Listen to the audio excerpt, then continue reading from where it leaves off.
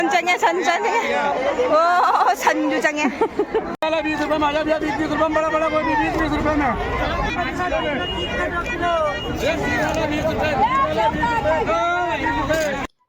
हाय मयाम बुआगी channel असिदा तरामना उच्चरी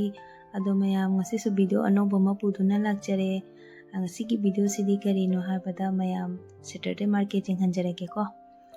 mau hariba mafam adugi Saturday market ni ado Saturday khudingi adum bazar se phamme bako ado mayam sumjing minasi ado sisiga phiron yon ba leire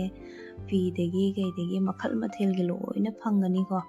ahong su honge jang na pisu sabji su yam na honge ado sida aikoina chatle se hawrak patangari bako ado manung da sanga ka sum mayam ama lei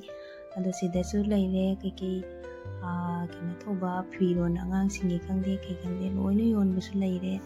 ado aikoi aicha tomba se tumgri bako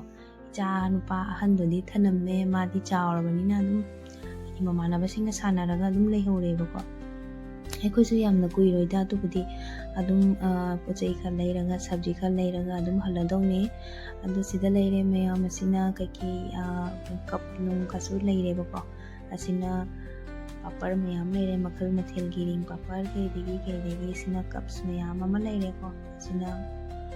ꯑꯩ ꯑꯗꯨꯒ ꯁꯣꯝꯗꯅ ꯆꯠꯈ꯭ꯔꯒꯅ ꯑꯗꯨꯝ ꯄꯣꯠꯆꯩ ꯌꯥꯝꯃꯦ ꯁꯤ ꯂꯩꯔꯤꯁꯤꯡꯁꯦ ꯁꯤꯗꯁꯨ ꯗꯕꯥ ꯀꯧꯇꯥ ꯀꯩꯀꯥ ꯃꯌꯥꯝ ꯑꯩꯈꯣꯏꯒꯤ ꯄ꯭ꯂꯥꯁꯇꯤꯛꯀꯤ ꯂꯩꯗꯅꯀꯣ ꯑꯗꯨꯒꯨꯝꯕꯗꯨꯁꯨ ꯃꯌꯥꯝ ꯑꯃ ꯌꯣꯜꯂꯦ ꯑꯗꯣ ꯑꯩꯈꯣꯏ ꯁꯥꯏꯅ ꯆꯠꯂꯤꯁꯦꯀꯣ ꯁꯕꯖꯤꯒꯤ ꯃꯐꯝꯗꯅꯦꯕꯀꯣ ꯆꯠꯂꯤꯁꯦ ꯑꯩꯈꯣꯏꯅ ꯄ꯭ꯔꯞ ꯆꯠꯅ ꯇꯥꯟꯅꯔꯤꯁꯦ ꯑꯗꯣ ꯊꯦꯡꯈ꯭ꯔꯦꯅꯁꯨ ꯑꯩꯈꯣꯏꯁꯦ ꯑꯉꯥꯡ ꯑꯃꯁꯨ ꯂꯩꯍꯧꯕꯅꯤꯅ ꯊꯦꯡꯈ꯭ꯔꯦꯅ ꯄ꯭ꯔꯞ ꯇꯧꯅ ꯆꯠꯄ ꯑꯗꯣ ꯁꯕꯖꯤꯒꯤ ꯍꯧꯔꯦ ꯁꯕꯖꯤꯒꯤ ꯌꯣꯟꯕꯒꯤ ꯃꯐꯝ ꯌꯣꯟꯕ ꯍꯧꯒꯠꯂꯦ ꯑꯗꯨ ꯁꯤꯅ ꯀꯣꯕꯤ ꯂꯩꯔꯦ ꯑꯗꯨꯒ ꯁꯤꯅ ꯀꯔꯤ ꯃꯔꯨꯅꯣ ꯈꯪꯗꯦ ꯀꯔꯤꯅꯣ ꯍꯥꯏꯒꯗꯕꯅꯣ ꯈꯪꯗꯦ ꯅꯍꯥꯟꯈꯩꯗꯤ ꯌꯣꯟꯕ ꯎꯗꯦ ꯑꯗꯨꯝ ꯍꯟꯗꯛ ꯑꯅꯧꯕ ꯌꯣꯜꯂꯛꯄ ꯃꯥꯜꯂꯦ ꯑꯗꯣ ꯁꯤꯗ ꯆꯪꯉꯒ ꯑꯗꯨꯝ ꯃꯔꯣꯏ ꯃꯔꯥꯡ ꯀꯩꯀꯥ ꯃꯆꯨꯒꯤ ꯀꯥꯁꯨ ꯌꯣꯟꯕꯁꯨ ꯃꯌꯥꯝ ꯑꯃ ꯂꯩꯔꯦ ꯁꯤꯗꯁꯨ ꯀꯦꯁꯣꯄꯨꯔꯤ ꯃꯌꯥꯝ ꯑꯃ ꯂꯩꯔꯦꯀꯣ ꯃꯣꯔꯣꯛ ꯑꯀꯪꯕꯁꯨ ꯃꯌꯥꯝ ꯑꯃ ꯂꯩꯔꯦ ꯃꯀꯣꯛ ꯊꯦꯛꯄꯁꯨ ꯊꯦꯛꯇꯕꯁꯨ ꯁꯤꯅ ꯃꯔꯣꯏ ꯃꯔꯥꯡ ꯃꯌꯥꯝ ꯑꯃ ꯌꯣꯟꯕꯁꯨ ꯂꯩꯔꯦ ꯁꯤꯅ ꯃꯀꯣꯛ ꯊꯦꯛꯄꯅꯤꯀꯣ ꯑꯩꯈꯣꯏꯁꯨ ꯈꯔ ꯄꯨꯔ ꯂꯥꯛꯑꯦ KG ꯃꯈꯥꯏ ꯑꯃ ꯄꯨꯔ ꯂꯥꯛꯑꯦ ꯑꯗꯨ ꯂꯣꯏꯔ ꯃꯇꯨꯡꯗ ꯑꯩꯈꯣꯏ ꯍꯧꯖꯤꯛ ꯁꯕꯖꯤ ꯂꯧꯕ ꯍꯧꯔꯦ ꯁꯕꯖꯤꯁꯨ ꯌꯥꯝꯅ ꯍꯣꯡꯉꯦ ꯑꯗꯣ ꯁꯦ ꯑꯗꯨꯝ ꯀꯦꯔꯣꯠ ꯈꯔ ꯑꯃꯒ ꯑꯗꯒꯤ ꯊꯕꯤ ꯈꯔ ꯑꯃꯒ ꯂꯧꯔꯦ ꯑꯗꯣ ꯁꯤꯗꯁꯨ ꯍꯋꯥꯏ ꯊꯔꯥꯛꯁꯨ ꯑꯗꯨꯒ ꯇꯣꯃꯦꯇꯣ ꯂꯩꯔꯦ ꯃꯌꯥꯝ ꯑꯃ ꯂꯩꯔꯦꯕꯀꯣ ꯑꯗꯣ ꯑꯁꯣꯝꯗꯁꯨ ꯁꯤꯅ ꯃꯣꯏꯒꯤ ꯄꯥꯟꯅꯤꯀꯣ ꯄꯥꯟꯁꯦ ꯁꯤꯒꯤ ꯃꯄꯥꯟꯗ ꯐꯪꯕ ꯄꯥꯟꯁꯤꯅꯤꯀꯣ ꯑꯩꯈꯣꯏ ꯈꯨꯜꯂꯛꯀꯤ ꯄꯥꯟꯗꯨꯒꯗꯤ ꯃꯥꯟꯅꯗꯦ ꯈꯨꯜꯂꯛꯀꯤ ꯄꯥꯟꯅꯤꯅꯤ ꯍꯥꯎꯕꯗꯤ ꯍꯦꯜꯂꯦ ꯑꯗꯨꯅꯦ ꯃꯌꯥꯝ ꯑꯗꯣ ꯑꯩꯈꯣꯏꯁꯨ ꯑꯗꯨꯝ ꯁꯦꯇꯔꯗꯦ ꯈꯨꯗꯤꯡꯒꯤ ꯁꯦ ꯂꯥꯛꯑꯒ ꯑꯗꯨꯝ ꯁꯕꯖꯤꯁꯦ ꯂꯩꯌꯦꯕꯀꯣ ꯑꯗꯣ ꯁꯤꯗ ꯑꯩꯈꯣꯏ ꯁꯥꯏꯅ ꯍꯥꯞꯆꯜꯂꯦ ꯑꯩꯅ ꯑꯉꯥꯡ ꯄꯝꯃꯒ ꯑꯗꯨꯝ ꯚꯤꯗꯤꯑꯣꯁꯦ ꯂꯧꯔꯦ ꯃꯇꯦꯛ ꯇꯧꯅ ꯑꯁꯤꯅ ꯎꯔꯤꯁꯤꯀꯣ ꯑꯅꯧꯕ ꯊꯣꯛꯂꯛꯄꯅꯦꯕꯀꯣ ꯑꯗꯣ ꯑꯩꯅ ꯑꯗꯨꯝ ꯎꯔꯤꯁꯦ ꯀꯥꯞꯁꯟꯕꯅꯦ ꯎꯔꯤꯁꯦ ꯅꯍꯥꯟꯈꯩꯗꯤ ꯎꯗꯦ ꯑꯅꯧꯕ ꯊꯣꯛꯂꯛꯄꯅꯤ ꯉꯧꯔꯣꯛ ꯉꯧꯔꯦ ꯀꯔꯤ ꯎꯔꯤꯅꯣ ꯁꯤꯕꯨ ꯍꯥꯏꯗꯅ ꯑꯗ ꯁꯤꯗꯁꯨ ꯁꯟ ꯑꯃ ꯂꯥꯛꯁꯜꯂꯦꯕꯀꯣ ꯁꯟꯁꯤꯁꯨ ꯂꯥꯛꯈ꯭ꯔꯖꯥꯠꯅꯤ ꯑꯗꯣ ꯁꯟꯁꯤꯡꯁꯤꯅ ꯃꯣꯏꯒꯤ ꯁꯕꯖꯤꯁꯤꯡꯁꯦ ꯆꯥꯗꯒꯤ ꯀꯟꯅ ꯇꯥꯟꯅꯔꯤꯕ ꯃꯣꯏꯅ ꯇꯥꯟꯕ ꯍꯣꯠꯅꯔꯤꯕ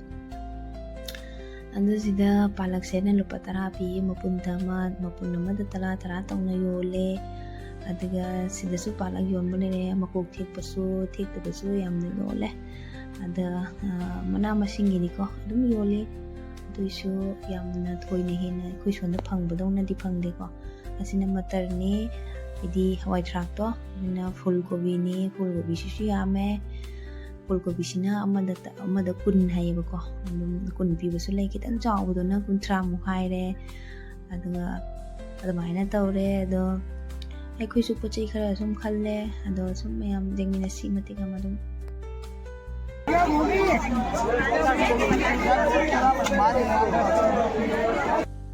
माय मटर से हंगुने क्या है मटर कैसे दे रहे 30 रुपए कुंथरा ने लौर से ओ हजिक हवाई ट्रैक से होंगे सीधा मु हंग देंगे भैया ओ भैया मटर कैसे दे रहे मटर हाँ 30 लोई माना रही है कुंथरा पी रहे मा थोड़ा पता दी चाम पी रहे मैं केजी दा hojina mo khani matungda amu humudra birame hoji mu kuntra yaure nipu khani manga nipu birambane ado hoji kuntra mu yaure hongdare mi ame tilla ai makon ta ya ta jeng je koi sai sonda pochai lauri ai na ngang pamaga ai sam ga je kiliparam ma je loi lau tho si da phajal labani over 30 ka 1 kilo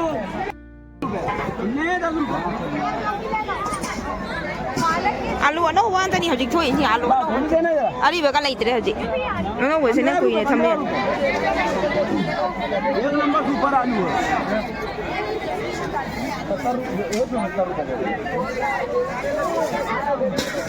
है एक number आलू मिलेगा super साफ आलू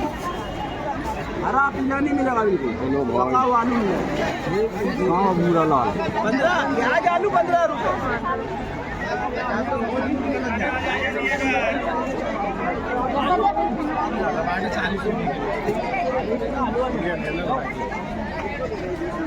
तीस वाला 20 रुपए में आजा भैया 20 रुपए में बड़ा बड़ा कोई 20 रुपए में भैया 30 वाला 20 रुपए में 20 रुपए में भैया सुपर गोभी 30 वाला 20 रुपए 30 वाला 20 रुपए भैया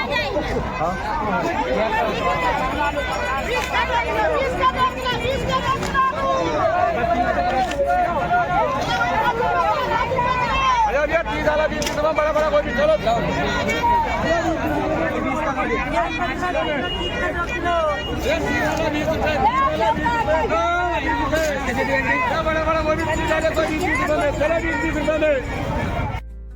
द लोरे कोई सब्जी लेबा लोइना हजिक थोपलाए मपानदा द सेसा उरीबा मयाम सिगेगी लंबिन सिदेगी चमखिदोनी बको सब्जी की सैटरडे मार्केट से जो तो मार्केट तो हम तो अदो कोई हजिक गाड़ी तोंगगा लाए अदो मयाम आइसु वीडियो से को हाइदी अंग्याबा ngamba makai khara adum lawraga lae to fajana di lawba ngamaktre mayam da sum jingani adum video se ko haidi angang su yawbani na fajana lawba ngamde mi su yam tille aduna video do fajana intina lawba ngamdre ado mayam sum egi video se nungai biraga di like share subscribe to biramo